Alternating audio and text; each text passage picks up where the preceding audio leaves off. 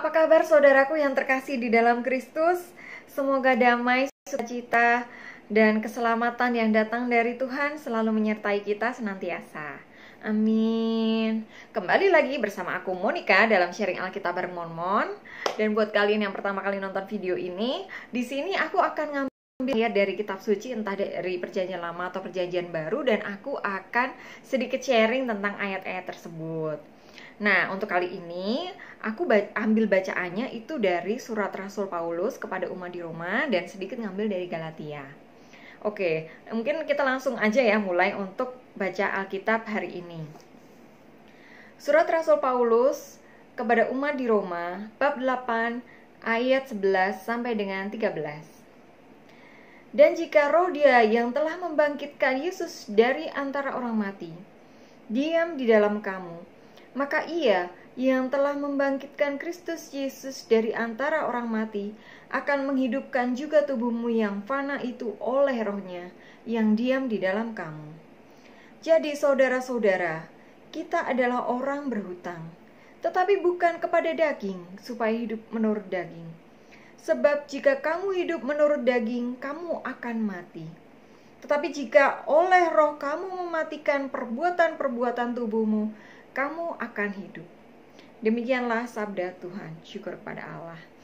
Oke, secara singkat ini Rasul Paulus mengajak dan mengingatkan umat di Roma untuk bertekun dalam hidup menurut roh dan meninggalkan perbuatan daging, agar kalau mengikuti hidup menurut roh, kita akan mendapatkan kehidupan yang kekal bersama Kristus di surga. Di sini dikatakan, dan jika roh Dia yang telah membangkitkan Yesus dari antara orang mati diam di dalam kamu, maka Ia yang telah membangkitkan Kristus Yesus dari antara orang mati akan menghidupkan juga tubuhmu yang fana itu oleh rohnya yang diam di dalam kamu. Di ayat 11 ini sebenarnya Rasul Paulus ingin mengingatkan kita kembali bahwa di dalam setiap kita ini ada Roh Kudus. Roh Kudus itu adalah roh yang berasal dari Bapa yang ada di surga, yang memberikan kehidupan kepada kita. Dan di sini diungkapkan bahwa jika kita hidup menurut Roh Kudus, maka kita pun akan dibangkitkan seperti Kristus. Saat Kristus meninggal, Dia akan bangkit dari antara orang mati dan bersatu bersama Bapa di surga. Dan di sini Rasul Paulus mengingatkan bahwa kita pun akan mendapatkan kehidupan yang kekal jika kita benar hidup dalam roh, karena nantinya setelah kita tubuh kita yang fana ini meninggal, roh kita akan bangkit dan bersatu bersama Tuhan. Nah, sekali lagi Rasul Paulus di sini mengingatkan, jadi saudara-saudara, kita adalah orang berhutang, tapi bukan kepada daging, supaya hidup menurut daging. Karena kalau misalnya kita hidup menurut daging, kita bisa mati. Di ayat 13 disebutkan kita akan mati. Artinya, kita akan mengalami kematian kekal dan bukan kehidupan kekal di surga seperti yang telah dijanjikan Tuhan kita.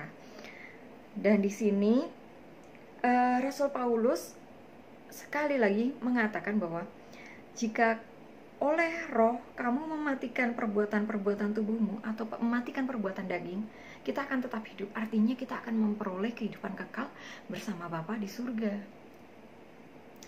Jadi kalau mau disingkat, intinya adalah Rasul Paulus mengingatkan kita agar kita ini hidup menurut roh. Nah, kita mungkin tanya, hidup menurut roh kayak gimana ya?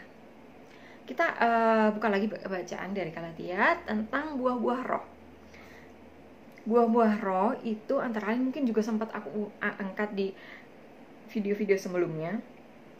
Jadi buah-buah roh itu antara lain kasih, sukacita, damai sejahtera, keramahan, kelemah lembutan, kerendah hatian, kesabaran, dan pengendalian diri.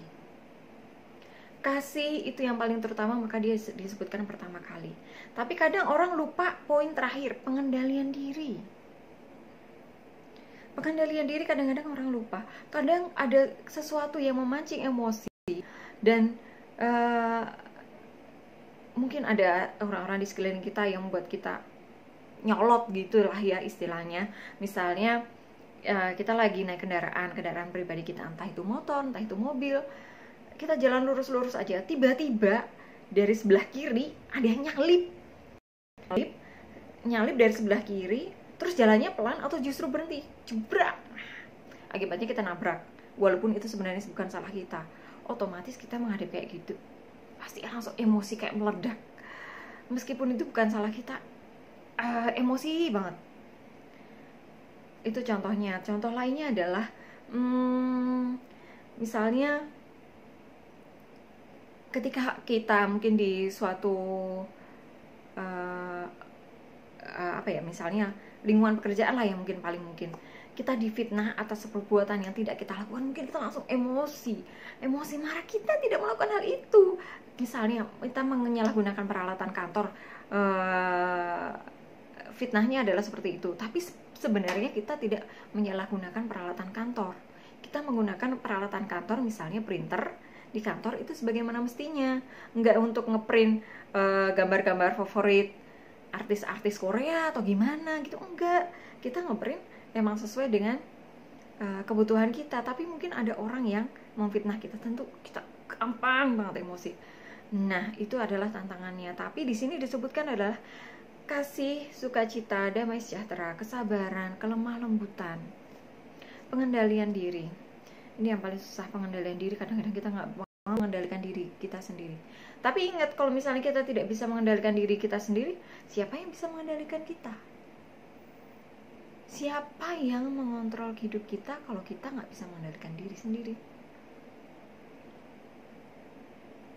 Nggak mungkin orang tua kita, nggak mungkin juga pasangan kita, nggak juga atasan di kantor. Kalau atasan di kantor atau dosen kita, kalau atasan di kantor itu hanya sebatas hubungan profesional. Tapi tentang sikap kita sendiri yang harus atur, kita sendiri harus kontrol, kita sendiri harus pegang kendali. Itu. Dan kesabaran. Ada banyak hal yang pastinya dalam sepanjang perjalanan hidup ini banyak yang mancing emosi, itu banyak banget, mulai dari hal yang sepele ataupun mungkin yang kejadian yang lebih menyakitkan seperti ditipu orang atau jadi korban kejahatan. Itu adalah hal yang paling mungkin bikin kita emosi dan kita pengen marah, rasanya pengen gitu. Dan kita mungkin tanpa sadar dan itu tidak dibenarkan oleh Tuhan, saudaraku. Tuhan itu memiliki rencana sendiri yang mungkin tidak pernah kita tahu mengapa terkadang hal buruk terjadi, dan itu diizinkan oleh Tuhan. Terkadang Tuhan ingin menguji iman kita. Kalau kita tidak diuji, kita tidak akan semakin terasah untuk semakin tajam, untuk semakin merasakan hadiratnya Tuhan. Itu tadi tentang buah-buah roh. Dan kita tuh harus memegang buah-buah roh ini. Kasih, kita harus mengasihi orang, meskipun orangnya itu dari berbagai latar belakang, budaya, maupun punya pandangan berbeda, atau punya perbedaan fisik maupun secara pemikiran, kita tetap harus mengasihi mereka. Sukacita, dan ini sering dilupakan, saudaraku. Sukacita, kadang kita tuh, ngapain aku harus sukacita? Kan gak ada sesuatu yang membahagiakan, hidupku biasa-biasa saja, gak ada yang lucu atau menghibur, ngapain aku harus sukacita? Mungkin dari kita ada yang berpikiran seperti itu. Tapi di dalam kitab suci ini berkali-kali Tuhan mengingatkan, bersukacitalah senantiasa. Bersukacitalah meskipun ada hal yang buruk terjadi dalam diri kita. Karena apa? Karena hidup ini anugerah, saudaraku. Mungkin kita baru berumur 25 tahun. Tapi ingat, gak semua orang mendapatkan kesempatan hidup sampai 25 tahun dan sehat. Itulah yang harus disyukuri, mulai dari karunia yang paling sederhana. Mulai dari kita membuka mata, kita harus selalu bersyukur. Dan dari rasa syukur itu akan muncul sukacita. Dan kita harus lebih sabar, lebih lemah lembut, Karena kita memiliki roh Kristus di dalam diri kita. Jika kita ingin masuk ke surga bersatu dengan Bapa, ya kita harus menyesuaikan diri dong ya. Kita layak masuk ke kerajaan surga. Kalian tentu masih ingat perumpamaan seorang raja yang mengundang rakyatnya untuk berpesta, tapi ada yang tidak mengenakan baju pesta, kemudian dia diusir. Itu sebenarnya pelambang dari kehidupan rohani kita. Kalau kehidupan kita rohani kita ini belum indah, belum layak untuk masuk kerajaan surga, ya masih belum bisa masuk surga. Meskipun kita doa panjang, yang paling Tuhan tekankan adalah buah-buah dari iman kita. Jangan lupakan itu, saudaraku. Jadi buah-buah roh ini harus kita jalankan kapan? Tiap hari, saudaraku, tiap waktu. Buktikan bahwa kita ini anak-anak Tuhan. Buktikan bahwa kita ini hidup dalam roh. Susah? Iya. Siapa yang bilang mudah? Tapi Tuhan mengatakan bahwa jika ada dari kita yang ingin mengikuti Yesus, kita harus memanggul salibnya. Dan memanggul salibnya, yang namanya memanggul salib, gini, kalian bisa bayangin kan, salib itu kan dari kayu, beneran kayu, bukan triplek ya, kayu beneran, dan bentuknya itu nggak mungkin lebih kecil dari kita. Salib kita tuh, salib kita ya harus seukuran dengan kita. Itu istilahnya ya. Jadi segala sesuatu yang kita lakukan, jika kita ingin masuk kerajaan surga bersatu dengan Bapa, dan kita melalui Yesus Kristus, ya kita harus mengikuti jalan Kristus untuk memanggul salib. Tapi jangan khawatir, saudaraku, meskipun salib itu berat, tidak mudah, dan mungkin terkadang kita lelah dalam perjalanan hidup ini, ingatlah bahwa Tuhan selalu menyertai kita senantiasa. Itu tentang buah-buah roh. Satu lagi, tentang buah-buah daging. Kedagingan itu apa sih? Buah-buah daging itu bukan masalah suka makan daging, atau mungkin melakukan dosa yang terkait dengan fisik. Itu nggak selalu, saudaraku. Agar lebih jelasnya, kita buka lagi dari Galatia bab 5. Di sini dari Galatia bab 5 disebutkan bahwa Galatia bab 5 ayat 19, mulai dari ayat 19. Perbuatan daging telah nyata, yaitu percabulan, kecemaran, hawa nafsu, penyembahan berhala, sihir, perseteruan, perselisihan, iri hati, amarah, kepentingan diri sendiri atau egois, percideraan, roh pemecah, kedengkian, kemabukan, pesta pora. Banyak sekali ya. Banyak sekali kalau misalnya kita, aduh ini dagingnya banyak banget. Mungkin dari kita ini banyak banget aku melakukan kedagingan. Aduh gimana ini? Mulai dari percabulan, kecemaran, hawa nafsu. Aduh, ini pasti mungkin kayaknya banyak dari kita yang pernah melakukannya, meskipun itu hal yang sederhana, misalnya nonton film porno atau ledek-ledekan tapi bahasanya kasar. Itu juga tidak diinginkan Tuhan. Itu termasuk dalam perbuatan daging.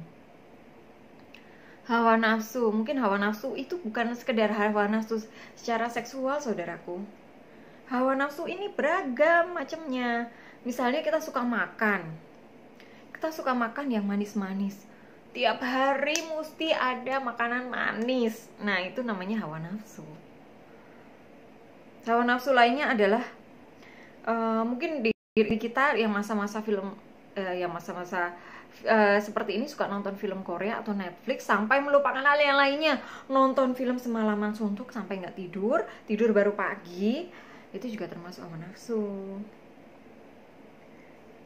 Kemudian itu contoh hawa nafsu yang paling sederhana. Selain hawa nafsu banyak banget, mungkin tanpa sadar kita jalanin ya. Dan itu hawa nafsu itu berasal dari keinginan kita sendiri sebenarnya. Keinginan yang berlebihan. Kita suka banget sama kopi. Minum kopi bisa sehari 5 gelas. Nah, itu juga nafsu. artinya apa? Bahwa ini kita bisa melihat pertentangan yang jelas, buah-buah daging dan buah-buah roh. Kalau buah-buah daging, misalnya contohnya hawa nafsu, kalau buah roh pengendalian diri. Ini saling bertolak belakang, dan bagaimana kita bisa memenangkan diri kita untuk mengendalikan diri kita dan menekan nafsu kita, entah itu dalam hal makan, dalam hal jalan-jalan, dalam hal nonton film, atau dalam hal bergosip. Kurangnya saudaraku, kita harus lebih mengendalikan diri. Penyembahan berhala, sihir. Nah, penyembahan berhala sama sihir ini contohnya, penyembahan berhala itu tidak harus kayak misalnya kita memuja patung gitu. Terus kita nyembah-nyembah misalnya pohon keramat, tempat keramat gitu. Nggak selalu seperti itu penyembahan berhala. Terkadang menduakan Tuhan juga bisa dianggap menyembah berhala. Misalnya apa? Kita istilahnya terlalu mengutamakan uang di atas segalanya. Itu adalah salah satu penyembahan berhala. Di dalam hidup kita cuma nyari uang. Pokoknya kalau sampai rugi kita marahnya luar biasa. Pokoknya kita nggak mau rugi. Gimana caranya bisa ngirit? Gimana biar caranya bisa dapat profit segede-gedenya? Gimana caranya kita bisa dapat keuntungan segede-gedenya buat kepentingan kita pribadi? Tanpa sadar kita telah menduakan Tuhan. Apalagi ketika jika kita melupakan Tuhan dan lebih mengejar uang agar tajir, agar diakui, agar kaya dan lain sebagainya. Tanpa sadar kita masuk ke penyembahan berhala. Dan juga bisa penyembahan berhala dan sihir ini adalah hal-hal yang mungkin tidak pernah kita sadari sebelumnya. Misalnya apa? Baca ramalan bintang atau zodiak. Nah, dulu saya juga melakukannya, saudaraku. Dulu saat saya belum mengetahui firman Tuhan, belum mengetahui kebenaran, saya dulu juga melakukannya. Tapi setelah saya memahami firman Tuhan, bahwa kita harus mengandalkan Tuhan di atas segala sesuatu, rancangan Dia lebih besar dari rancangan kita. Dan ingat, ramalan bintang atau zodiak itu hanyalah ramalan manusia. Rancangan Tuhan itu jauh lebih melebihi segala sesuatunya. Kalau misalnya kita udah percaya ramalan bintang atau zodiak atau kartu tarot, ramalan jari dan lain sebagainya, itu sudah masuk kategori penyembahan berhala. Dan apalagi sihir, kita mempelajari ilmu santet menggunakan kekuatan sehat. Tuhan menyukai. Ini yang membuat kita mati dalam kematian kekal, itu artinya masuk neraka. Ini yang membuat kita jauh dari Tuhan. Ingat saudaraku, hal yang sederhana itu bisa jadi dosa. Sekarang tinggalkan semua ramalan bintang. Kita percaya bahwa Tuhan mengatur segala sesuatunya dalam hidupan kita. Dan jangan percaya ramalan kartu tarot, saudaraku. Hidup kita ramalan zodiak. Hidup kita bukan di kartu-kartu tarot. Tuhan yang pegang hidup kita dari awal sampai akhir. Kita hanya perlu berpegang teguh kepada Dia. Itu yang perlu kita ingat. Jadi kalau ada ramalan bintang, ada zodiak, orang zodiak A, B, C, lupakan saudaraku. Kadang kalau kita udah hafal nih zodiak A, B, C, D, E, F, G itu, kita ketemu orang, tanya tanggal lahirnya kapan, mereka bilang, oh tanggal lahirku segini, oh berarti kamu zodiaknya begini, oh berarti kamu sifatnya A, B, C, D, E, F, G. Tahu tidak saudaraku, itu sama aja dengan kita menghakimi.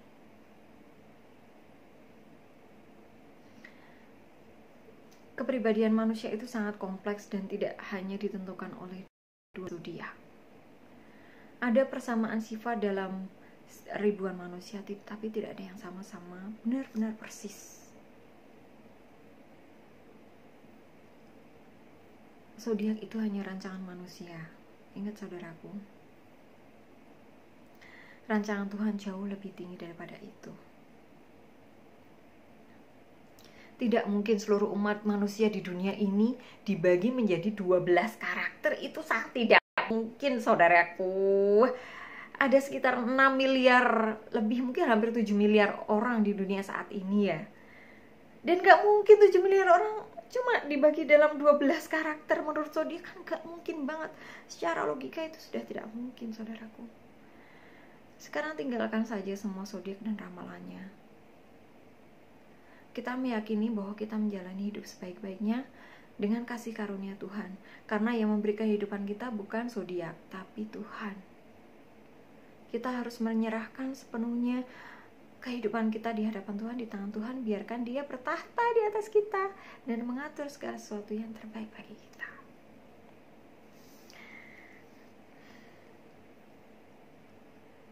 Terus kemudian yang tidak boleh dilupakan yang lainnya adalah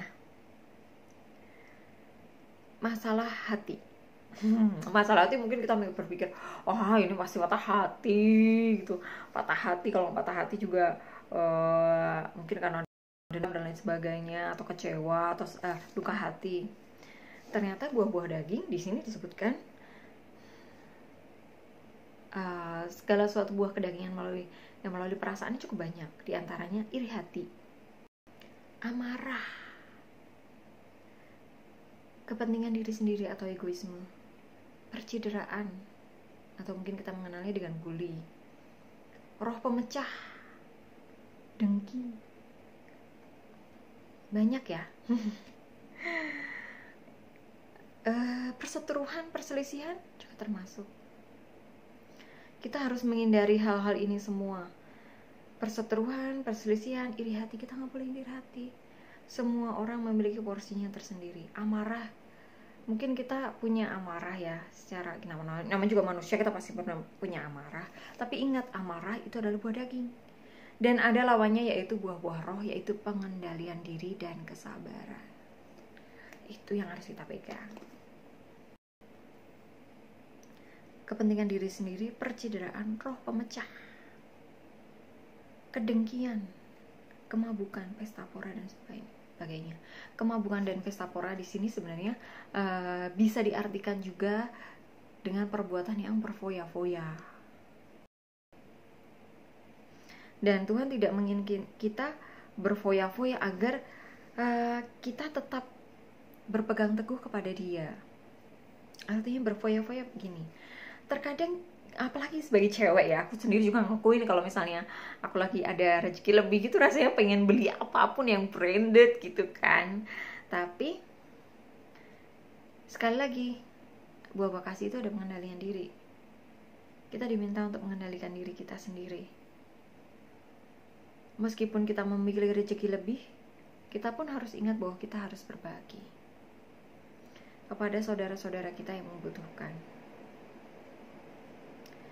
Iri hati, amarah, kepentingan diri sendiri itu mungkin jamak ya, tanpa kita sadari kita sering melakukannya. Kita hanya memikirkan diri sendiri, gimana caranya aku bisa jadi nomor 1 di sekolah, di kampus, atau di lingkungan kerja, dan gak peduli sama yang lain. Pokoknya aku harus sukses gitu. Terkadang kita ada egoisme seperti itu. Mungkin juga kita tidak mau dinomor 2-kan dalam segala sesuatu. Kita harus mendapat porsi lebih. Egoisme inilah yang mengarahkan pada ketamakan. Jadi kita harus hati-hati sekali. Hati-hati sekali saudaraku untuk menjalani hidup ini. Tidak mudah. Memikul salib Yesus tidak mudah. Tapi kita yakin bahwa Tuhan menyertai kita senantiasa. Jadi dari 2 bacaan ini ada beberapa hal yang disimpulkan secara singkat ya. Yang adalah kita harus hidup menurut roh. Kasih, sukacita, damai sejahtera, kelemah lembutan, kebaikan hati, pengendalian diri, kesabaran. Dan yang tidak kalah penting adalah menjauhi buah-buah daging. Lagi aku bacain ya, buah-buah daging itu: percabulan, kecemaran, hawa nafsu, penyembahan berhala, sihir, perseteruan, perselisihan, iri hati, amarah, kepentingan diri sendiri, percideraan, roh pemecah, kedengkian, kemabukan, dan pesta pora. Kita semua harus menjauhi itu. Dan setelah kalian menonton video ini, kalian boleh untuk baca 2 ayat tadi untuk mengingatkan bahwa kita harus selalu hidup menurut roh dan menjauhi kedagingan. Kita boleh baca tiap hari hidup menurut daging itu apa aja agar kita bisa menghindarinya. Bukan melakukannya ya, menghindarinya. Agar kita bisa hidup menurut roh, agar saat kita meninggal nanti roh kita akan mendapatkan kebahagiaan dengan hidup bersama Kristus di surga untuk selama-lamanya. Amin. Oke, terima kasih sudah menonton video yang ke-16 ini. Nantikan lagi sharing Alkitab bareng Mon di episode-episode selanjutnya dengan tema-tema yang lebih beragam. Oke, thank you banget saudaraku semuanya. Tuhan memberkati kita semua dan tetaplah berpegang teguh pada firman Tuhan agar kita memperoleh keselamatan dan hidup yang kekal. Amin. Bye-bye.